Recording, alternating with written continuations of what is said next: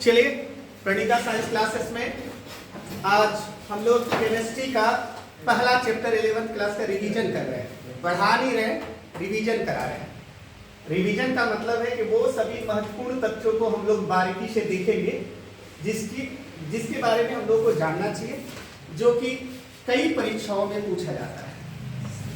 कई परीक्षाओं में पूछा जाता है, समझ गए ना? तो सबसे पहले रसायन विज्ञान की परिभाषा देखिए। कह रहे रसायन विज्ञान वह विज्ञान है जिसमें पदार्थ, उसकी संरचना, गुण तथा उनमें होने वाले परिवर्तन का अध्ययन किया जाता है। कुल मिला के एक लाइन अगर हम समझे तो रसायन विज्ञान क्या है, तो रसायन विज्ञान का मतलब यही है कि जब किसी पदार्थ की अवस्था अस्थायी रूप से परिवर्तित हो जाती है, हम उसे रसायन विज्ञान समझेंगे। समझ रहे बात? उदाहरण के तौर पे हम अगर बात करें कि एक कागज को जलाते हैं, जब कागज जलेगा तो राख हो जाएगा और राख फिर से कागज नहीं बनेगा। अगर कागज राख बन गया और राख कागज नहीं बनेगा, ये जो परिवर्तन हुई वो रासायनिक परिवर्तन। रसायन विज्ञान का मतलब है, विज्ञान का मतलब होता है अध्ययन। हम जहाँ पे अध्ययन करते हैं, शोध करते हैं, वो विज्ञान है। अब हम ये जानेंगे कि ये जला कैसे, तो जलने के लिए हमने उसमें ऑक्सीजन दिया। क्या दिया? ऑक्सीजन। दूसरी बात कि जब जल गया तो राख हो गया, तो उसका रंग कैसा हुआ? काला।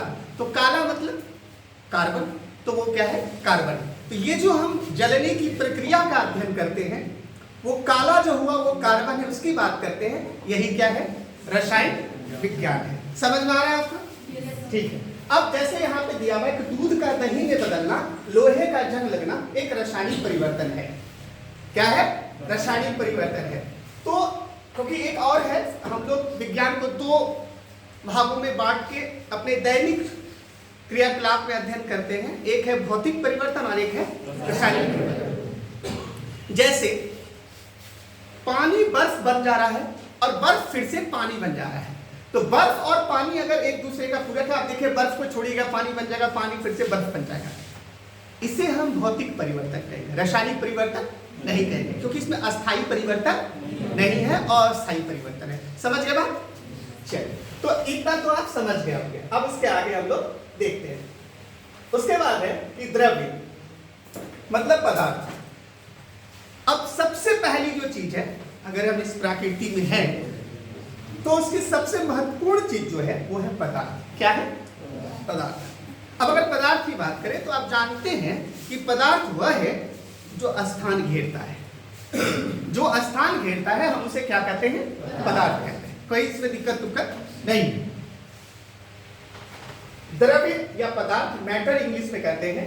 द्रव्य वह है जो स्थान घेरता है और जिसका द्रव्यमान होता है, जैसे वायु, जल, लोहा, मानव शरीर आदि। समझ रहे बात? मतलब हम लोग भी कौन है? एक मैटर है, हम लोग भी एक पदार्थ है। सही बात है? इसमें कहीं कोई दिक्कत नहीं है। समझ गए? ये पेन भी क्या है? एक पदार्थ है, क्योंकि अगर ये कहीं पे भी जाएगा, अपनी स्थिति को देखेंगे तो ये कोई ना कोई स्थान घेरेगा। अगर कुछ भी चीज स्थान घेर रहा है तो सबका सब क्या है? पदार्थ है। कोई दिक्कत इसमें नहीं है। वायु की बात करें तो वायु जो है कई गैसों का मिश्रण है। कई गैसों का क्या है? मिश्रण है, और वो भी स्थान घेरता है, इसलिए वायु भी पदार्थ है। समझ में आ रहा है? वायु भी क्या है? पदार्थ है। कोई दिक्कत इसमें नहीं। बहुत बढ़िया। अब हम ये भी चीज समझ गए। अब देखिए आगे देखते हैं। इसमें दिया हुआ है द्रव्य के भौतिक रूप।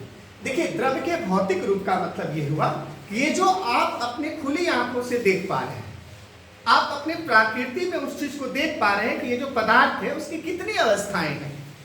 तो आप जानते हैं कि पदार्थ की मुख्य रूप से तीन अवस्थाएं हैं। कितनी अवस्थाएं हैं? तीन अवस्थाएं। अब देखिए तीन अवस्थाएं कौन कौन है? ठोस, द्रव और गैस। ठोस, द्रव और गैस की अगर बात करें तो इसके कुछ भौतिक गुण है। भौतिक गुण का मतलब होता है वह गुण जो आपके उसके फिजिकल, मतलब जिस अवस्था में जहां पर वह है, आपको वह उस अवस्था में मिलेगा। प्रकृति में आप उसको देख सकते हैं। उदाहरण के तौर पे मिट्टी ठोस होता है ना? तो उसकी अवस्थाएं आपको स्थिर मिलेगी। आप मिट्टी को देख लो, ठोस है कि नहीं? लोहा ठोस है कि नहीं? टेबल ठोस है कि नहीं? ये डिजिटल बोर्ड क्या है? ठोस है। द्रव जो है, आप जिस भी आकार के बर्तन में उसे रखेंगे द्रव वैसा ही आकार ले लेगा। सही बात है ना? हाँ या ना? अच्छा, गैस को आप किसी बर्तन में रखोगे, रख सकते हैं आप, वैसा आकार लेगा? नहीं लेगा। तो अब हम लोग इसको बारी बारी से देखते हैं। बोलता है निश्चित आकार और आयतन है, वह कौन है? ठोस है। देखो, इसका आकार भी निश्चित है और आयतन भी क्या है? निश्चित है। जहां भी रखोगे उतना ही जगह लेगा। हम इसको अपने हाथ पे रखेंगे तब भी उतना ही जगह लेगा, और हम इसको अपने कोट के ऊपर रखेंगे तब भी उतना ही जगह लेगा। मतलब आयतन इसकी बदलने वाली नहीं है। समझ में आ रहा है बात? मतलब आकार भी निश्चित, आयतन भी निश्चित। अच्छा, ठोस के जो कण है, ये जो ठोस बना है, ये जो पदार्थ बने हैं, ये छोटे छोटे कण से मिलकर बना है। आपको पता है इसको परमाणु बोलते हैं। क्या बोलते हैं इसको? परमाणु। तो ये जो छोटे छोटे कण से मिलकर बने हुए, इसके कण आपस में बहुत नजदीक से मजबूत बल से जुड़े हुए हैं। समझ रहे हैं? अब ये जो कण है आपस में जुड़े हुए हैं, इसको अंतरा आणविक बल बोलते हैं। कौन बल बोलते हैं? मतलब ठोस के बीच में अंतरा आणविक बल बहुत मजबूत लगता है। क्या लगता है? बहुत मजबूत। तो हम समझ गए कि सर ठोस में अंतरा आणविक बल सबसे अधिक होता है।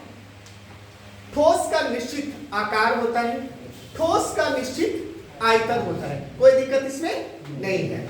दूसरा, द्रव की बात करते हैं। द्रव मतलब लिक्विड, द्रव। निश्चित आयतन होता है इसका। इसका भी आयतन क्या होता है? निश्चित। अगर आप किसी चीज में रखना चाहो, आप बर्तन में रखोगे तो इसका आयतन कैसा हो जाएगा? ग्लास में रखोगे तो पानी ग्लास बन जाएगा। अब थाली में रखोगे तो पानी कैसा दिखेगा आपको? थाली का आकार ले लेगा। हाँ या ना? आप बाल्टी में रखोगे तो पानी कैसा बन जाएगा? बाल्टी जैसा हो जाएगा। सही बात है ना? आप उसकी अवस्थाएं बदलते जाओ, आप बर्तन बदलते जाओ, इसकी जो आयतन है वो भी क्या होता जाएगा? बदलाव करता जाएगा। मतलब अगर निश्चित आकृति के लिए निश्चित आयतन होगा। हाँ या ना? बोलिए। पर आकार नहीं होता है इसका। आकार बदल रहा है कि नहीं बदल रहा है? बोलो। अगर आप एक गिलास पानी लो, एक गिलास क्या लो? पानी लो। अगर आप एक गिलास पानी लीजिएगा, आप एक गिलास पानी को डब्बा में डालोगे तो डब्बा का आकार ले लेगा। अगर गिलास में जितना पानी हट रहा है और एक बोतल में उतना ही पानी हट रहा है, तो अभी वो गिलास में दिख रहा है, बोतल में दिखेगा, लेकिन पानी घट बढ़ जाएगा क्या? नहीं घट बढ़ेगा ना। आकार तो बदल जाएगी उसकी। जैसी बर्तन वैसी आकृति। समझ में आ रहा है आपको? इसमें कहीं कुछ नहीं। जल, दूध, तेल, ये भी जानते हैं। अब इसकी बल की बात करते हैं। तो द्रव के जो कण हैं आपस में थोड़ा दूर दूर है। क्या है? दूर दूर है। मतलब द्रव के कण, अगर कोई भी द्रव है, वो जो बने हैं, उसके बीच में जो अंतरा आणविक बल है वो कमजोर है। क्या है? कमजोर। ठोस के मुकाबले। किसके मुकाबले? ठोस के मुकाबले। कोई दिक्कत इसमें नहीं। तीसरा है गैस। ना तो आकार निश्चित है, ना ही आयतन निश्चित है। इसमें ना आकार है, ना ही आयतन है। वायु, कार्बन डाइऑक्साइड, ऑक्सीजन, इसमें आप कुछ भी निश्चित नहीं है। समझ में आ रहा बात? उदाहरण के तौर पे आप बेलून में बढ़िए। बेलून में बढ़ते हैं ना, आप देखते हैं क्या उसका आकार निश्चित है? क्या आप एक बार बढ़ोगे कैसा हो जाएगा, फिर थोड़ा देर बढ़ोगे फिर कैसा हो जाएगा, उसके आकार बदलती रहेंगे, घटता बढ़ता रहेगा। समझ रहे? तो गैस का आकार और आयतन निश्चित नहीं होता है। समझ में आ रहा है? इसमें कहीं कोई दिक्कत नहीं है। अब एक हम थोड़ा सा इसमें बात कर लेते हैं, बल की बात कर लेते हैं। अगर हम लोग इसकी बात करें, गैस की बात करें, तो इसमें अंतरा आणविक बल जो है, इसके कण दूर दूर होते हैं। क्या होते हैं? दूर दूर। इस तरह से दूर दूर होते हैं, इसलिए इसमें अंतरा आणविक बल जो है कमजोर होता है। सबसे कम अंतरा आणविक बल किसमें लगता है? गैस। किसमें लगता है? गैस में। इसीलिए ना तो इसका आकार निश्चित है, ना तो इसका आयतन निश्चित है। उसके बाद द्रव। द्रव के जो है ये थोड़ा नजदीक तो होते हैं, लेकिन इतना नजदीक नहीं हो पाते हैं कि इसका आकार क्या हो पाए? स्थिर हो पाए। आकार क्या हो पाए? स्थिर हो पाए। इसमें अंतरा आणविक बल कमजोर होता है। और इसके क्या होते हैं? ठोस के क्या होते हैं? पूरे के पूरे क्या रहते हैं? नजदीक होते हैं, जुड़े हुए होते हैं। इसलिए बोलते हैं कि ठोस का अंतरा आणविक बल क्या होता है? सबसे मजबूत होता है। तो अगर हम लोग बोले कि इन तीनों का अलग अलग गुण होने का कारण क्या है, तो एक लाइन में अंतरा आणविक बल क्या है? समझ में आ गया? मतलब इनके ये जिससे बने हैं, जिस कण से बने हैं, उनके बीच में जो अंतरा आणविक बल लग रहा है, उसी के कारण ये सारे अंतर आपको दिख रहे हैं। क्लियर? समझ में आ गया? समझ में आ गया? ठीक है, बहुत बढ़िया। अब हम लोग आगे चलते हैं। अब है द्रव के रासायनिक रूप। देखिए, किसी भी चीज को हम लोग को समझने के लिए दो चीज है। आप लोग इसको पढ़ चुके हैं पहले से, जानते हैं कि नहीं? जानते हैं, तो थोड़ा आनंद भी आ रहा होगा, कि आसान लग रहा होगा। अब देखिए, द्रव मतलब पदार्थ के रासायनिक गुण। रासायनिक गुण का मतलब आप समझ लीजिए कि इसमें कुछ ना कुछ परिवर्तन होगा और अस्थायी परिवर्तन होगा। कैसा परिवर्तन होगा? पहली बात तो हम जैसे ही रसायन की बात कर रहे हैं तो परिवर्तन भी होगा और अस्थायी परिवर्तन होगा। कैसा परिवर्तन होगा? अस्थायी। तो इसके जो गुण है वो दो होंगे, एक होगा शुद्ध पदार्थ और एक होगा अशुद्ध पदार्थ। समझ में? शुद्ध और अशुद्ध, दो पार्ट में हम लोग लेंगे। शुद्ध पदार्थ में केवल एक प्रकार के कण से बना हो। शुद्ध पदार्थ क्या होता है? केवल एक प्रकार से कण के बना हो, जैसे H2 हाइड्रोजन और हाइड्रोजन एक ही प्रकार से बना है ना। O2 ऑक्सीजन और oxygen, O3 oxygen oxygen oxygen, तीन है ना ऑक्सीजन। ठीक है, तो आप देख लीजिए, शुद्ध में हम लोग देख लेते हैं, जैसे तत्व समान परमाणुओं से बना हो, जैसे हाइड्रोजन ऑक्सीजन लोहा। समझ में आ रहा है? समान पदार्थों से अगर मिलकर बना है, समान तत्वों से मिलकर बना हुआ है, तो वह क्या है?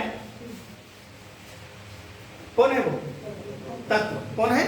तत्व। समझ में आ रहा है? तो समान परमाणु, हाइड्रोजन हो ऑक्सीजन, ये आप जानते हैं ना। चलिए, तो एक हम आपसे सवाल पूछते हैं तत्व के बारे में। आप देखिए, आपको याद है कि नहीं है, वो भी आप थोड़ा देख लीजिए। जैसे कि तत्व, क्या कैल्शियम तत्व है क्या? सोडियम तत्व है क्या? Cl2 तत्व है क्या? Na तत्व है क्या? Mg तत्व है क्या? है Mg तत्व? हाँ सर, क्यों नहीं है? Mg में केवल क्या है? Mg ही है।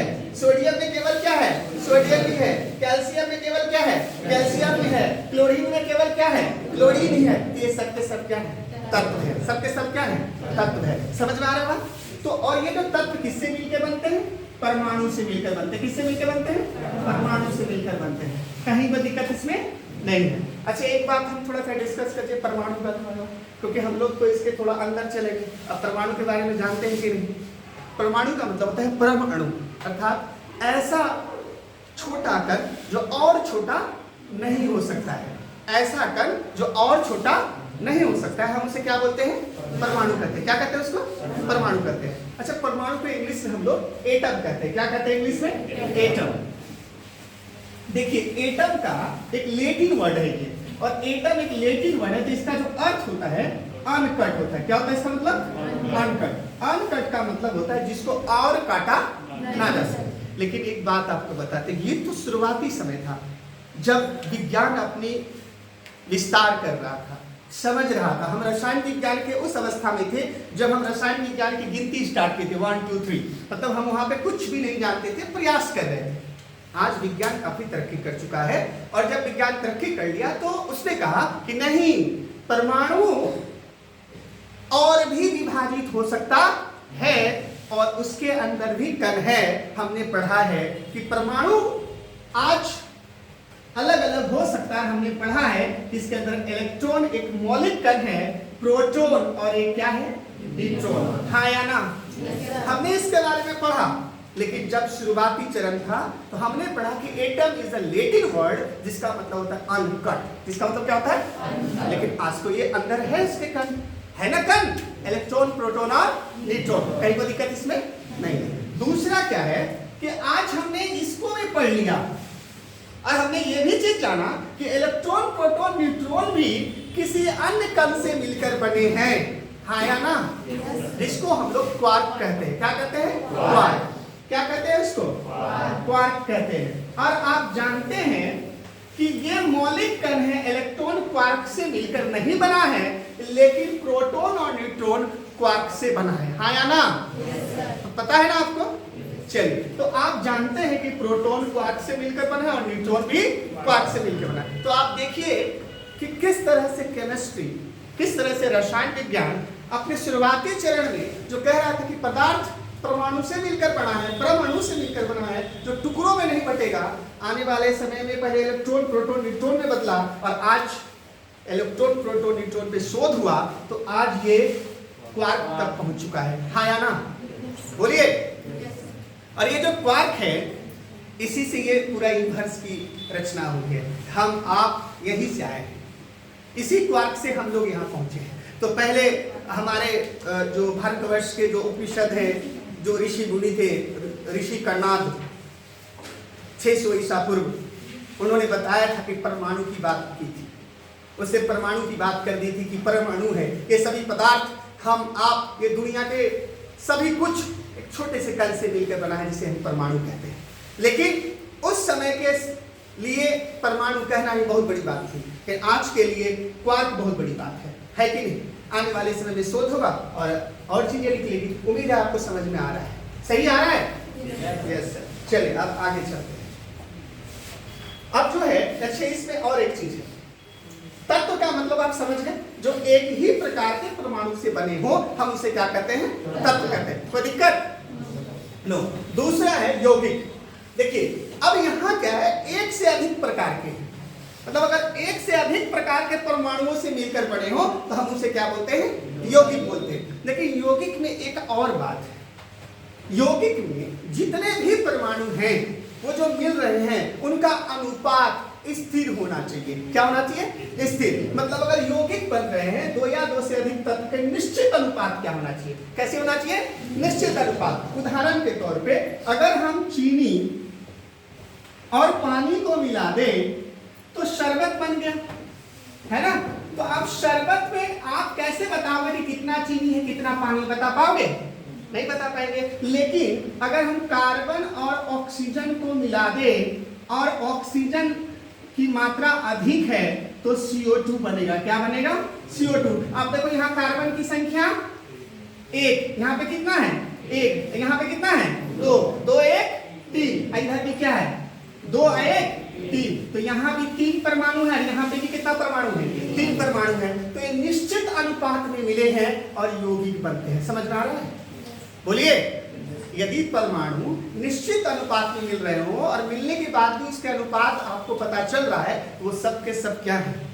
यौगिक है। क्या है? सब के सब यौगिक है। इसमें कहीं कोई दिक्कत नहीं है। चलिए दूसरा है मिश्रण। दूसरा क्या है आपका? मिश्रण। देखिए मिश्रण के बारे में आप समझिए, दो या दो से अधिक पदार्थ मिलते हैं लेकिन उनका अनुपात निश्चित नहीं रहता, उसे हम क्या बोलते हैं? क्या बोलते हैं उसको? मिश्रण बोलते हैं। समझ में आ रहा है? क्या बोलते हैं उसको? मिश्रण बोलते हैं। चलिए तो अभी हम लोग तो देखा था, अब आप ले लो चीनी और पानी। आप चीनी और पानी अगर आप ले लीजिएगा तो आप चीनी पानी ले लीजिए तो शरबत बन जाएगा ना? बोलिए हाँ या ना? और अगर आप बताओ चीनी पानी पूरा चीनी पानी में मिलता है कि नहीं मिलता है? घुलता है कि नहीं घुलता है? अच्छा नमक पानी में घुलेगा कि नहीं घुलेगा? पूरा घुल जाएगा। अगर वो पूरा का पूरा अच्छे से घुल गया, समान ढंग से घुल गया, कहीं भी थोड़ा सा नहीं बचा घुलने में, तो हम उसे बोलते हैं समांगी मिश्रण। क्या बोलते हैं? मतलब वो पूरी तरह से घुल गया। एक काम करो, चीनी लो, पानी लो और थोड़ा सा उस पे बालू डाल दो, बालू या मिट्टी। क्या मिट्टी पानी में घुलेगा? क्या घुलेगा? क्या हल्का हल्का घुल भी जाए लेकिन पूरी तरह से घुलेगा नहीं। तो जब वो पूरी तरह से नहीं घुलेगा, उसके कण आपको हल्का हल्का कहीं पे दिख जाएंगे, पूरी तरह से समान ढंग से नहीं घुलेगा, तो हम उसे क्या बोलेंगे? क्या बोलेंगे? बोलो। विसमांगी मिश्रण। क्या बोलेंगे उसको? समझ में आ गया? मतलब ऐसे मिश्रण जब हम दो पदार्थों को आपस में मिला रहे हैं और पूरे अच्छे ढंग से वो समान ढंग से उस पर मिल पा रहे हैं, तो हम उसको समांगी मिश्रण कहेंगे। और अगर वो अच्छे ढंग से नहीं मिल पा रहे हैं, पूरी तरह से समान ढंग से नहीं मिल पा रहे, वो कण आपको दिखाई दे रहा है उसमें, तो वो कौन है? कहीं दिक्कत इसमें नहीं है। उदाहरण के तौर पे बालू और पानी, बालू पानी चीनी, मिट्टी पानी। समझ में आ रहा है बात? कहीं दिक्कत नहीं है। ये समझ में आया आपको कि तत्व क्या है, यौगिक क्या है, मिश्रण क्या है? क्लियर है? बहुत बड़े। तो ये बहुत ही बेसिक पार्ट है, ये हम लोगों को जानना होगा। चलिए तो ये बात तो अभी हम लोग देख चुके हैं, देख चुके ना मिश्रण क्या है? कोई समस्या? नो। अब है आपका बहुत ही महत्वपूर्ण चीज है ये, इसको आपको जानना होगा। द्रव्यमान और भार। देखिए द्रव्यमान और भार के बारे में आप बात करते हैं। द्रव्यमान के बारे में तो आप लोग सब जानते हैं कि प्रत्येक द्रव्य का मतलब प्रत्येक पदार्थ का अपना एक स्थिर मान होता है। मतलब अगर हम हैं तो अगर आप हमको बटखरा में लगा के तौलिएगा तो हम अभी 80 kg के हैं वर्तमान में, 80 kg आ जाएगा मेरा वेट, द्रव्यमान आ जाएगा, मास आ जाएगा। कितना आ जाएगा?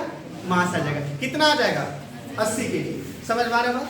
अब हम चांद पे लेके जाओगे फिर भी 80 kg हम, क्योंकि द्रव्यमान, क्योंकि हम थोड़े चांद पे जाएंगे तो आधा कट जाएंगे, हम जितना है उतने न रहेंगे, हाँ या ना? मतलब द्रव्यमान जो है, द्रव्य का मान इस प्रकृति में कहीं पे भी बदलने वाला नहीं है। लेकिन जो भार है ये एक जो है गुरुत्वाकर्षण बल इस पे लगता है। क्या लगता है? मतलब भार एक बल है। क्या है? एक बल है। यह क्या है? बल। और इसके ऊपर कौन सा लगा हुआ है? गुरुत्वाकर्षण। कौन सा लगा हुआ है? गुरुत्वाकर्षण। इसका मतलब हम बोले कि सर द्रव्यमान का मात्रक क्या होगा, तो इसका होगा केजी। क्या होगा इसका? केजी। लेकिन इसका क्या होगा सर? क्योंकि ये बल है, बल का मात्रक क्या होता है? न्यूटन। क्या होता है? न्यूटन। कहीं कोई दिक्कत? समझ में आ रहा है बात? तो आप इस बात को ध्यान रखिएगा कि भार बदलता है, द्रव्यमान कभी बदलता नहीं है। समझ में आ रहा है? बोलो, क्या बदलता है? भार। द्रव्यमान कभी बदलता है? नहीं बदलता है। तो ये हम लोग को ध्यान में रखना है। चलिए, बेसिक बात है, आप लोग तो सब जानते हैं। फिर है आयतन और घनत्व। देखिए आयतन और घनत्व के बारे में बात करते हैं। आयतन, वस्तु द्वारा घेरा गया स्थान क्या कहलाता है? आयतन। मतलब वस्तु अगर जितना जगह छेद लेगी हम उसको क्या बोलेंगे? उसका आयतन बोलेंगे। समझ में आ रहा है बात? मतलब ये पेन यहाँ पे रख दे और ये पेन जितना भी जगह छेका होगा वही उसका क्या है? आयतन है। समझ में आ रहा है? कोई दिक्कत? बोलो। नो। चलिए, दूसरा है यहाँ पे घनत्व। अच्छा, घनत्व हो गया। द्रव्यमान। अच्छा, घनत्व का सूत्र क्या होता है बताना? बोलो, क्या होता है? द्रव्यमान बटे आयतन। ये तो आप जानते हैं ना, द्रव्यमान बटे आयतन। कोई समस्या? बोलिए। ठीक। तो अगर आपको द्रव्यमान पता चल जाए, आयतन पता चल जाए तो घनत्व निकल जाएगा ना? चलिए, एक सवाल है, यदि किसी वस्तु का द्रव्यमान 100 ग्राम है, आयतन 50 सेंटीमीटर क्यूब है, तो घनत्व क्या होगा? आए? दो। दिया ही हुआ है, दिया ही ना हुआ है वो, इससे कहीं पर टेंशन नहीं है। तो आंसर भी यहाँ पे है। तो क्या होता है सूत्र अपना? घनत्व बराबर क्या होता है? द्रव्यमान बटे में आयतन। देखिए कोई भी सवाल ना छोटा या बड़ा नहीं होता है। अगर आप समझ लीजिएगा तो वो छोटा हो जाएगा और नहीं समझिएगा तो बड़ा हो जाएगा। आयतन कितना है? 50। ये देखिए, ये भी सेंटीमीटर में है तो ये भी ग्राम में है। अगर ये केजी में होता तब दिक्कत हो जाता है कि नहीं? सब इसको मीटर में लेना पड़ता। तो अब यहाँ कितना है आपका? 100 ग्राम। इसलिए क्योंकि दोनों का मात्रक सेम है इसलिए कट गया। कितना आया? 2। कितना आया? 2। कहीं कोई दिक्कत नहीं है? कितना आया? 2, क्योंकि ऊपर में ग्राम है और नीचे में क्या है? Centimetre cube. तो क्या होगा? Gram centimetre cube. कहीं कोई दिक्कत नहीं? याद हो गया? ये आसान है कि नहीं? बताइए। ऐसा ही अगर पढ़ाई हो जिसमें कि केवल बेसिक ही बात हो, दिमाग में कोई चिंता ना हो, तो साइंस तो पढ़ने में मजा आ जाएगा। हाँ, ये यहाँ पे गलती हो गया है। डेंसिटी तो घनत्व होता है, यहाँ पे वॉल्यूम होगा, है ना? लिखने में टाइपिंग एरर है। चलिए ठीक है, समझ गए आप? ये आगे चले, बोलो। चलिए ठीक। ऊपर मापन की इकाई। अच्छा, इसके बारे में भी आप लोग जानते हैं। देखिए सबसे पहले जब हम लोग आजाद भी नहीं हुए थे और ये जो दुनिया है अलग अलग देश का अपना अपना माप होता था। हिटलर का तो नाम सुने हैं आप, उसी तरह नेपोलियन बोनापार्ट का भी नाम सुने होंगे। नेपोलियन का कोड भी जानते होंगे 1804। लुई 16 के भी बारे में सुने होंगे आप, फ्रांस के शासक थे। तो जब नेपोलियन था फ्रांस का राजा बना, तो जब नेपोलियन फ्रांस का राजा बना तो उस समय स्थिति ये थी कि एक ही देश फ्रांस में अलग अलग राज्य में बहुत सारे माप यंत्र था। मतलब दूध अगर कोई माप रहा है 1 लीटर तो 1 बाल्टी दे रहा है, और कहीं पे जा रहा है दूध माप रहा है तो 1 गिलास दे रहा है 1 लीटर पे। ऐसे हो पाएगा? एक देश एक मापक होना चाहिए, व्यवस्था होना चाहिए, नहीं होना चाहिए? होना चाहिए। तो इसी तरह वैज्ञानिक ने मापन के लिए एक इंटरनेशनल सिस्टम ऑफ यूनिट बनाया। क्या बनाया? इंटरनेशनल सिस्टम ऑफ यूनिट, इसी को एसआई यूनिट कहते हैं। समझ में आ रहा है? तो जब वो बनाया तो ये टोटल इसकी संख्या कितनी हुई? 7। कितनी हुई? 7। और इसके उन्होंने एक मूल मात्रक बता दिए। उसने बोला जैसे लंबाई का क्या होता है? मीटर। याद रखिएगा, इसको छोटी n से सूचित करते हैं। दिक्कत यही होता है, आप अनेक बार पढ़ लीजिए लेकिन फिर भी आप भूल जाइएगा। इसे बारीकी से देखिए। लंबाई का होता है मीटर, इसको छोटी n से सूचित करते हैं। द्रव्यमान का होता है किलोग्राम, इसको केजी से सूचित करते हैं। केजी में आप ध्यान रखिएगा, एक छोटी k है और छोटी g है। इसको इस तरह से नहीं लिखा गया है, इसको इस तरह से नहीं लिखा गया है, इसको लिखा गया है इस तरह से, छोटी k और छोटी g। ये याद रखिएगा, नहीं तो एग्जाम में गलत होगा और कई सारे एग्जाम में पूछा भी है इसको। अब आगे है केल्विन। केल्विन के लिए तापमान का जो मात्रक है वो क्या है? केल्विन। केल्विन के लिए कैपिटल K का प्रयोग किया गया है। याद रहेगा क्या क्या है? Capital K। अब समय के लिए सेकेंड का प्रयोग किया गया है और वो छोटी s है। कैसी s है? छोटी s। अगर आपको एग्जाम में बड़ी s देते तो आप समझिएगा ये नहीं है। समझ गए? ये नहीं है, तो इसको याद रखना है। विद्युत धारा, विद्युत धारा का मात्रक है एम्पियर। एसआई मात्रक क्या है? एम्पियर। और एसआई का मतलब क्या है? पूरे विश्व में विद्युत धारा का मात्रक एम्पियर ही लिया जाएगा और कुछ भी लेने की जरूरत नहीं है। इसी को एसआई मात्रक बोलते हैं। अगर एक लाइन में कहें कि सर एसआई मतलब क्या, बोले भारत में भी ये 7 का वैल्यू जो है यही बात पूरे विश्व में मानी जाएगी, इसी को एसआई बोलते हैं। समझ में आ रहा बात? बोलो। Very good. अब हम लोग देख रहे हैं विद्युत धारा का एम्पियर होता है तो कैसा होगा? बढ़ती ए होगा। समझ रहे हो? कैपिटल लेटर में ए लिखेंगे। दूसरा, पदार्थ की मात्रा का क्या होता है? मोल। क्या होता है? मोल। तो इसको इस तरह से नहीं लिख सकते, इसको कैसे लिखना होगा? MOL। ये इसका संकेत है। कभी कभी इस तरह से MOLE नहीं, क्या लिखा हुआ है संकेत में? MOL। ना ये होगा ना ये होगा, क्या होगा? MOL। तो संकेत को विशेष रूप से ध्यान रखना पड़ता है, परीक्षा में ये बारीकी से पूछा जाता है। समझ रहे हैं? बोलिए। कोई भी चीज ना कठिन है ना आसान है, धीरज के साथ जो समझता है वही सफल है, बाकी सब भी। इसलिए क्लास में बैठे हैं, सीखने के लिए बैठे, सो रहे हैं। प्रकाश की तीव्रता, प्रकाश की तीव्रता वो बोलते हैं कैंडेला। क्या बोलते हैं? कैंडेला। और कैंडेला का जो संकेत है वो है छोटी सी और छोटी डी।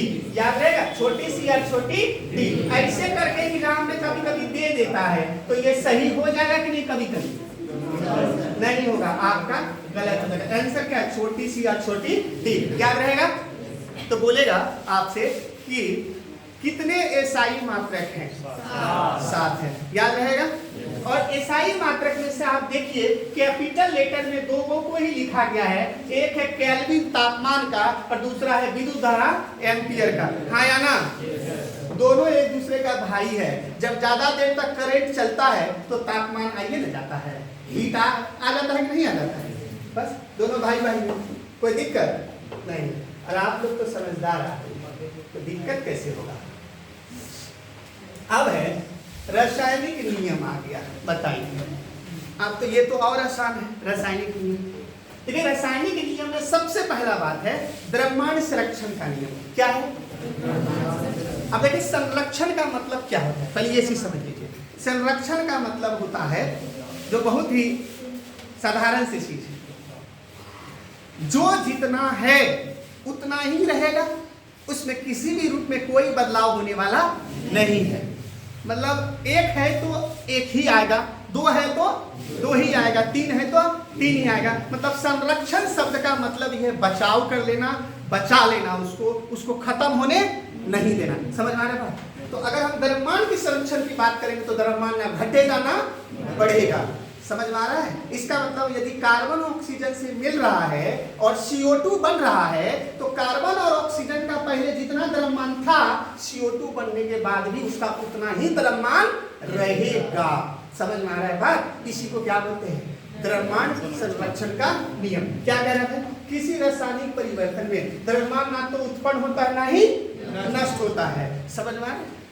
किसी भी रासायनिक परिवर्तन में द्रव्यमान का ना ही निर्माण होता है ना ही द्रव्यमान का नष्ट होता है, जितना है उतना ही रहता है। इसीलिए आप जब रासायनिक अभिक्रिया कराते हैं ना बाबू, तो उसको क्या करते हैं? बैलेंस कर देते हैं। क्या कर देते हैं? बैलेंस कर देते हैं। हाँ कि ना? करते हैं कि नहीं करते हैं? Very good. आप ही देखिए, आप जब कार्बन और ऑक्सीजन को नॉर्मल रिएक्शन कराइएगा तो ये कार्बन मोनोऑक्साइड बन जाएगा। तो ये बराबर हुआ कि नहीं? हुआ कि नहीं? क्या ये द्रव्यमान संरक्षण का नियम को फॉलो कर रहा है? बोलिए, कर रहा है कि नहीं कर रहा है? No sir. चलिए, तो क्यों नहीं कर रहा सर? देखिए, कार्बन तो एक है, कार्बन यहाँ एक है, लेकिन यहाँ पे ऑक्सीजन कितना है सर? दो। यहाँ पे तब आपको दो लगाना पड़ेगा, तब यहाँ पे कार्बन में भी दो कलर। अब देखो तो दो कार्बन, दो ऑक्सीजन, दो ऑक्सीजन। हुआ कि नहीं हुआ? आप देखिएगा तो कार्बन का द्रव्यमान कितना होता है? 12। कई तो कार्बन हो गया? तो 12 तो नहीं 24। इधर ऑक्सीजन का 16, 16 तो नहीं 32। चलिए, इधर आप इसको थोड़ा जोड़ा जाए, कितना? 4 2 6, 3 2 5। इधर देखिए 2 कितना होता है इसका? तो इसको ऐसे कर दीजिए ब्रैकेट। इसका कितना हुआ? 12 और इसका 16। 12 16 28 गुना 2 कितना है? 56। देखिए तो बनने के बाद भी 56, पहले भी 56। तो इसी को ना बोलते हैं द्रव्यमान संरक्षण का नियम। कोई दिक्कत इसमें नहीं है। तो ये समझ में आपको आ गया। अब एक और है यहाँ पे, ये वाला आप लोग प्रूफ कर दीजिएगा। MgO को हो जाएगा प्रूफ? बोलिए आप लोग। तो MgO को अगर आप करिए कि मैग्नीशियम ऑक्सीजन से रिएक्शन करेगा तो क्या बनेगा? मैग्नीशियम ऑक्साइड बनेगा। तो क्या ये समान है, बराबर है? नहीं। तो इसको तो करना पड़ेगा आपको, तो द्रव्यमान तो बराबर आना चाहिए। तो यहाँ पे ऑक्सीजन कितने हैं? तो यहाँ पे तो एक है, इसके आगे 2 लगा दीजिए। लगा दिए। अब तो मैग्नीशियम में कितना हो गया? 2। यहाँ पे 2 लगा दीजिए। अब ना बात सही हुआ है कि नहीं? तो आप सर बोले हैं कि द्रव्यमान संरक्षण का नियम यही होता है कि ना द्रव्यमान का निर्माण होगा ना ही द्रव्यमान नष्ट होगा। जितना है उतना ही रहेगा। समझ में आ गया? ठीक है। चलिए, अब आ गया स्थिर अनुपात का नियम। कौन सा है भाई? देखिए, ये कहते हैं कि स्थिर अनुपात का नियम, किसी यौगिक में तत्व सदैव निश्चित अनुपात में होते हैं। किसी भी यौगिक में तत्व हमेशा कैसे रहते हैं? निश्चित अनुपात में रहते हैं। तो जैसे कार्बन और ऑक्सीजन को कीजिए, कार्बन और ऑक्सीजन का अनुपात बताइए तो कितना है? 1:2 है। बोलो जल्दी। Yes sir. अच्छा, मीथेन को लीजिए, CH4। इसमें कार्बन और हाइड्रोजन का कितना है? 1:4। तो सर एक काम करते हैं, इन दोनों को मिला देते हैं। इन दोनों को क्या किए? मिलाते हैं। आपको पता है ना कि हमारा जो एटमॉस्फेयर है, जो वायुमंडल है, उसमें मीथेन भी है, कार्बन डाइऑक्साइड भी है कि नहीं? अब स्थिर अनुपात कहता है कि आप CO2 को, आप CH4 मिल गया और यही मेरा वायुमंडल है, इसमें ऑक्सीजन भी है कि नहीं? नाइट्रोजन भी है ना जी? है कि नहीं? बोलो।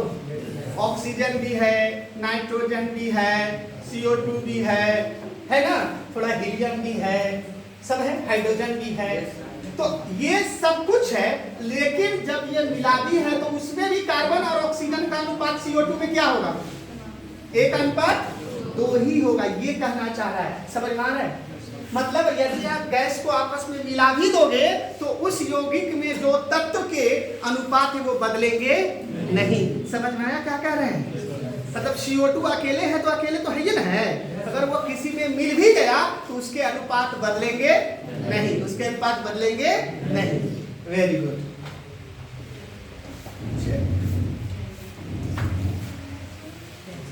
मोल की अवधारणा। अच्छा, मोल के बारे में तो आपको पता है कि नहीं? तो आप लोग तो हम पढ़ाए हैं, थोड़ा सा अब आपसे पूछ लें क्योंकि आप तो बहुत पढ़े हैं। आपने एक चीज पढ़ा है कि एक मोल में कितने कण होते हैं, कितने अणु होते हैं? बताइए, एक मोल में कितने होते हैं? 6.0×10⁻23 होते हैं कि नहीं? हाँ या ना? अगर 2 मोल में बोलेंगे तो 2 से उससे गुणा कर देंगे, 3 मोल में बोलेंगे तो उसे 3 से गुणा कर देंगे। हाँ या ना? अच्छा, मोल निकालने का क्या सूत्र है? अगर हमको मोल निकालना है, क्या सूत्र है इसका? द्रव्यमान बटे अनुभार, द्रव्यमान बटे अनुभार। तो यदि हमको किसी भी पदार्थ का, किसी भी परमाणु का हमको द्रव्यमान चाहिए होगा, क्या चाहिए होगा? द्रव्यमान। तो हम उसके मोल और गुणे अनुभार कर दे तो पता चल जाएगा। बोलिए यदि हाँ या ना? तो सर आप मोल आप गुना कर दीजिए अनुभार तो क्या प्राप्त हो जाएगा? द्रव्यमान। क्या प्राप्त हो जाएगा? कहीं कोई दिक्कत इसमें नहीं है। समझ में आ रहा है कि नहीं? बोलिए। ठीक। अच्छा, एक बात और हमको बताइए, मिटा दे इसको ना, मिटा दे ना? Yes sir. चलिए, एक हमको ये बताइए, एनटीपी का नाम सुने हैं? Yes sir. एसटीपी का नाम सुने हैं? Yes sir. तो वैज्ञानिक तो शोध करते हैं एसटीपी पे, हाँ या ना? बोलिए। आप एक बात जान लीजिए, नॉर्मल टेम्परेचर एंड प्रेशर, इसको क्या बोलते हैं? स्टैंडर्ड टेम्परेचर और प्रेशर। अगर आप लोग 0 डिग्री में ले, 0 डिग्री में ले तो दोनों एक मोल में जो है, एक मोल में इसका भी 22.4 लीटर ही आएगा 0 डिग्री में, 0 डिग्री। इसका भी एक मोल में कितना आएगा? 22.4 लीटर आयतन आएगा। कितना आएगा? 4। लेकिन क्योंकि नॉर्मल टेम्परेचर एंड प्रेशर है ना, तो रूम टेम्परेचर नॉर्मल 20 डिग्री होता है। कितना होता है? 20 डिग्री। यदि आप इसको वही अभी करेंगे, वही करेंगे, टेम्परेचर बदल के क्या कर दिए हम इसका? 24, कितना? 20 डिग्री सेंटीग्रेड। तब एक मोल में कितना आएगा इसका? 24 लीटर। कितना आएगा? 24 लीटर। समझ में आ गया क्या? क्लियर हो गया होगा? चलो, तो आप इस बात को ध्यान में रखिएगा कि अगर हम लोगों ने 0 डिग्री में अगर लेना है, ध्यान से रखो, अगर 0 डिग्री में लेना है तो एक मोल बराबर कितना होगा? 22.4 लीटर। एसटीपी में भी आप, एनटीपी में भी, लेकिन अगर हमको एनटीपी पे लेना है 20 डिग्री सेंटीग्रेड पे, तब कितना आएगा? 24 लीटर। क्योंकि नॉर्मल टेम्परेचर और प्रेशर, जो टेम्परेचर है, जो नॉर्मल टेम्परेचर होता है वो 0 डिग्री नहीं होता है। कितना होता है? 20 डिग्री होता है। कितना होता है? 20 डिग्री सेंटीग्रेड। समझ में आ रहा है? नॉर्मल टेम्परेचर कितना होता है? 20 डिग्री सेंटीग्रेड। तो अगर 20 डिग्री सेंटीग्रेड में एक मोल में कितना आयतन आएगा? 24 लीटर। कितना आएगा? समझ में आ गया क्या? बोलो, आ गया? Very good. मिटा दे इसको। वेरी गुड, मिटा ही देंगे। ठीक है, अब चलिए, तो ये है मोल, द्रव्यमान और आयतन के बीच में संबंध। तो उम्मीद है ये तो अभी आपको समझाई ना दिए? बोलिए, समझाए कि नहीं समझाए? क्या कहना? एक मोल गैस 22.4 लीटर होता है एनटीपी में, हाँ या ना? तो जब 22.4 लेंगे तो बाबू एक बात बताओ, कितना होगा इसका टेम्परेचर? कितना होगा? 0 डिग्री। कितना होगा? 0 डिग्री सेंटीग्रेड। यदि लेकिन 20 डिग्री सेंटीग्रेड लिख दे तब कितना होगा यहाँ पे? 24 लीटर। कितना लीटर होगा? तो 24 लीटर। ये क्या है? आयतन। क्या है? आयतन। एक मोल में कितना आयतन होगा रूम टेम्परेचर 20 डिग्री पे? 24 लीटर। लेकिन 1 मोल पे 0 डिग्री सेंटीग्रेड में एनटीपी में कितना होगा? 22.4। एचटीपी में कितना होगा?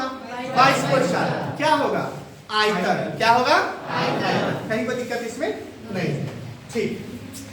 1 मोल H2O का द्रव्यमान कितना होगा? 2 ग्राम। 1 मोल O2 का द्रव्यमान कितना होगा? 32 ग्राम। है ना सही बात? ठीक है। आप देखिए द्रव्यमान में परिवर्तन, द्रव्यमान से मोल में परिवर्तन। अच्छा ये तो आप जानते हैं द्रव्यमान से मोल में परिवर्तन, पता है क्या? जल्दी बोलो। तो एक सवाल आप लोग बना के दिखाइए तो जल्दी से।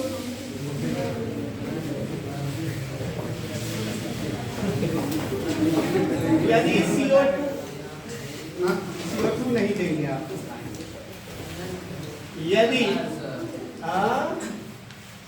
नहीं दे देंगे, यदि N2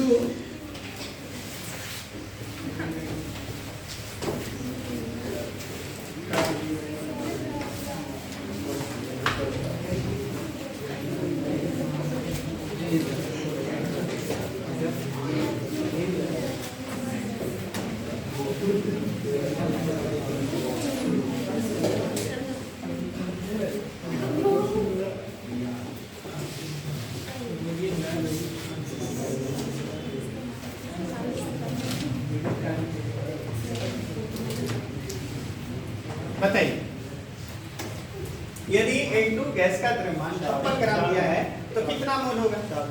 4। कैसे बनाते हैं? मोल बराबर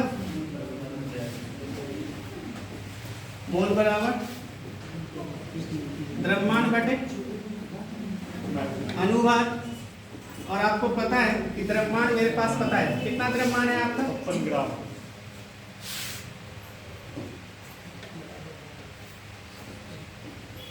द्रव्यमान कितना है? 56 ग्राम है कि नहीं है? द्रव्यमान 56 ग्राम। और क्या है? अनुभार नाइट्रोजन का होता कितना है? 14। और 2 है ना इसमें?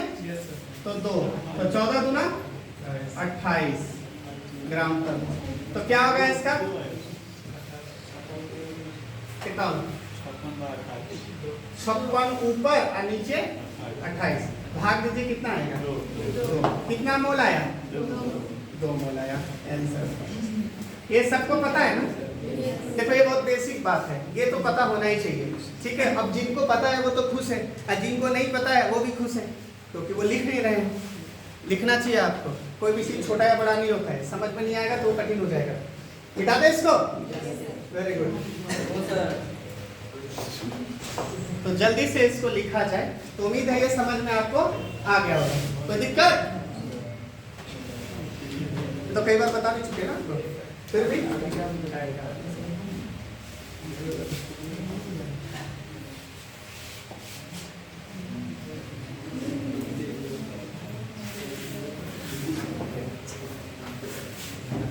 अच्छा बताइए, रासायनिक अभिक्रिया में गणना।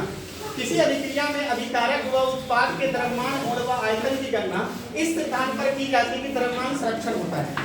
मतलब सुनो, आपको बोले कि आप बताइए कि कितना परमाणु है या कितना मोल है, तो आप इससे बेहतर ये है कि आप उत्पाद और अभिकर्मक का द्रव्यमान को स्थिर कर दीजिए। अगर उसके द्रव्यमान स्थिर हो गए, बराबर हो गए, तो आपको हर एक चीज पता चल जाएगा। समझ में आ रहा है? क्या आपको बराबर करना है?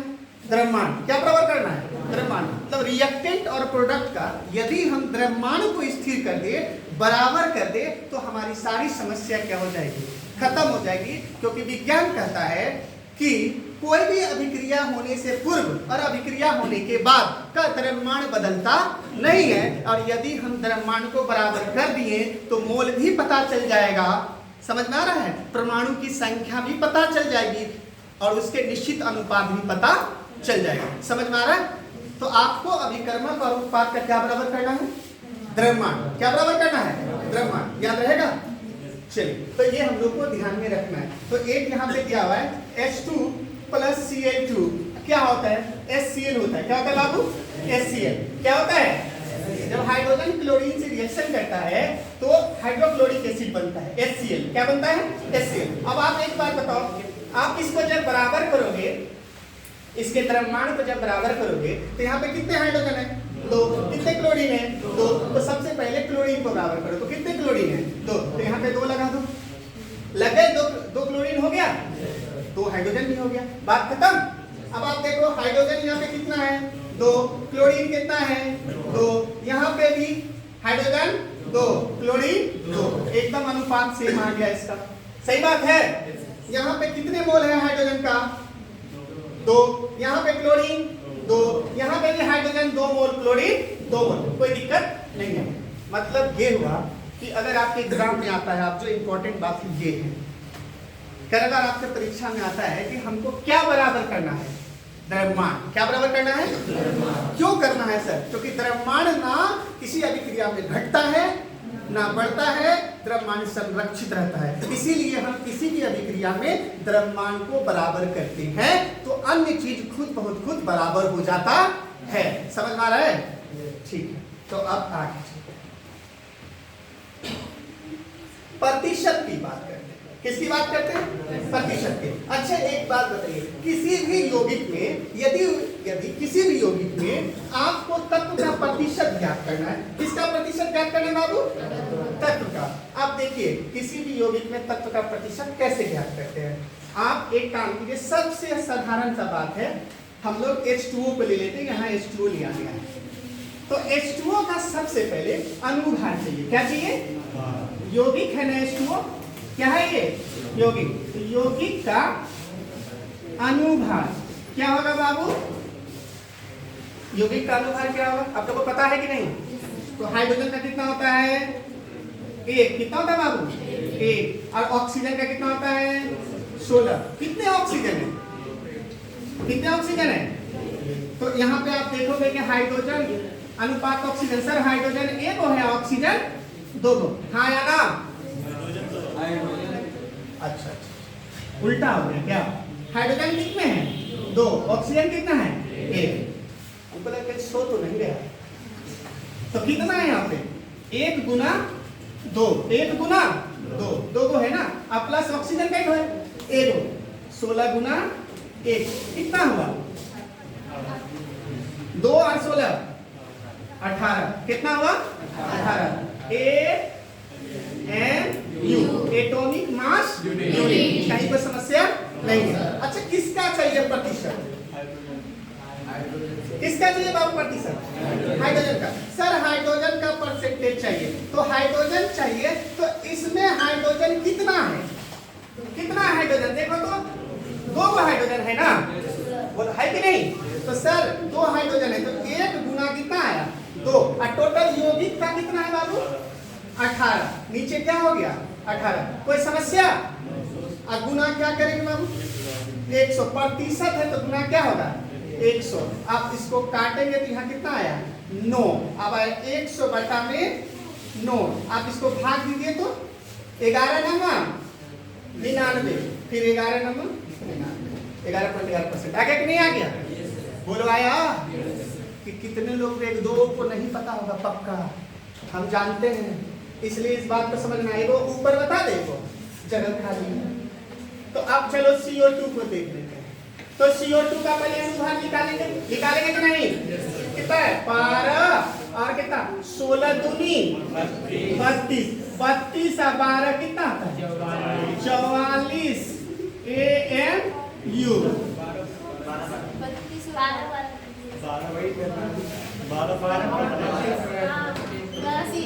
अच्छा, यहाँ पे ठीक है ना जी, कहीं पर दिक्कत नहीं। अच्छा एक बात बताइए, हम बोले कार्बन का परसेंटेज बताइए, तो कार्बन क्या है? कार्बन ये है ना, बोलो ना रे। कार्बन का कितना होगा? 12। और नीचे क्या होगा? 44। गुना 100। इसको काटो तो 4 तिया के 12, 11 चौके 44, 300 बटा में 11। काटो काटो कितना आएगा? 300, 11 दूनी 22, 8 0 11 सत्ते 77 3 0 11 दूनी 22 तो 27.72% के लगभग आया। हाँ या ना? ये प्रतिशत निकालने सीख गए आप? बोलिए सब लोग। Very good. चलिए तो इसको डिलीट कर देते हैं। कोई दिक्कत? No no. ये तो इतना ही है, लेकिन अगले क्लास में आपको बताएंगे, क्योंकि ये बेसिक क्लास था बाबू। बेसिक क्लास का मतलब होता है बेसिक बात। सही बात है कि नहीं? क्या होता है जल्दी बताओ। बेसिक बात। कोई दिक्कत? हाँ, आप छात्र को भी लग रहा है तो आप लोग लिख देते हैं हम लोग। Thank you so much.